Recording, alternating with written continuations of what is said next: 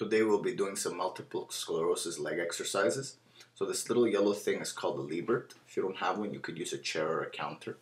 This first pose is a horse stance, and we're doing it dynamically. It's really good for your glutes and back of the legs. It's a really good way to develop strength and mobility in the legs. We use it a lot in martial arts, and when I was studying and teaching my friend about the multiple sclerosis poses, I would do it a lot. This next one is a warrior one, or lunge pose. And so you go from low lunge to high lunge, or high lunge from low lunge. If you don't feel that you're stable, you could use two chairs or two Lieberts, or come between two counters and then come back to horse stance. And remember, none of these exercises are static. You could mess around with them, play around with them. I just find they're really great exercises to work your legs. Make sure also to do a high lunge, low lunge on the opposite side. Try and work symmetrically. Unless you have one side that's weaker than the other, then try and work your weaker side a little bit harder than your stronger side, just to try and create balance and equilibrium in your body. Don't worry about your balance. Like I said, you could use a chair or whatnot. This next one, we bring our feet together and you want to bend your knees. It's called chair pose. So you're basically visualizing that you're sitting in midair, and then again you do it dynamically. So you could go between static and dynamic poses for your exercises. They both give you benefits. Don't forget to breathe very deeply. Breathing will calm your central nervous system and also will clear your thoughts a little bit, which is very important when you have MS because it's very stressing, right?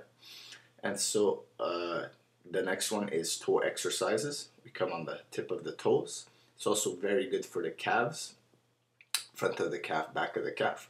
And if you engage the upper leg, it's also good for the upper leg, but it's the secondary muscles that are working. Next exercise after this, I did heel to toe.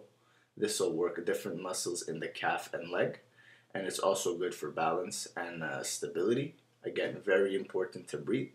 If you feel you could do this without the chair, counter, or Liebert, feel free to do it any way you wish, as long as you're comfortable. Again, none of these exercises are static, they're just suggestive. This next one is knee to chest. You hold it in a static fashion, and then you could do it dynamically, or do it dynamically and then hold it in a static fashion, any way you see fit. Just remember, the most important part is moving with breath. So this way you could calm your central nervous system and you could relax yourself. We're going to do the opposite leg. So first statically, then dynamically. You lift up and down. I continued holding the Liebert with my fingers for support. Again, if you don't have a Liebert at home, use a chair. And then this next one, we're going to work kicking front. So you stay here statically, and then you could do it dynamically. I really like this exercise because it's good for balance and flexibility as well. So you kick back and forth, and continue breathing very deeply. Then we bring it out to the side, almost like a ballet dancer. Unfortunately, I'm not as graceful as a ballet dancer, but try and bear with. And you lower back and forth, and try and have fun with the exercise.